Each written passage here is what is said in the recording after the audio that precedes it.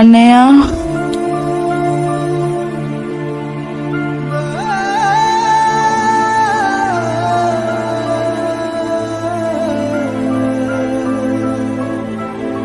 ఈడేంటి ఏడుస్తున్నాడు? ఏట్రా తల్లి, ఎందుకు ఏడుస్తున్నావు? ఏం లేదన్నయ్య, నువ్వు గుర్తొచ్చావు. నేను ఒక 2 రోజుల్లో రాఖీ పండుగకి వచ్చేస్తాను కదరా. 2 రోజులు కూడా చాలా ఎక్కువ అనిపిస్తుంది అన్నయ్య. నాకు కూడా అలాగే ఉంది తల్లి. ఈ రాఖీ పండుగ మాత్రం వస్తావు కదా, మాట తప్పావు కదా? నీతో ఇచ్చిన మాట ఎప్పుడైనా తప్పానా? ఆహా లేదు. అయితే ఒకసారి నవ్వు చూద్దాం.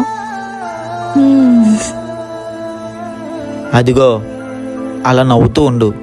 నువ్వు అక్కడ ఏడిస్తే నాకు కూడా ఇక్కడ వర్క్ చేయాలనిపించుతురా. త్వరగా వచ్చే అన్నయ్య అయితే. సరే బాయ్ రా, జాగ్రత్త.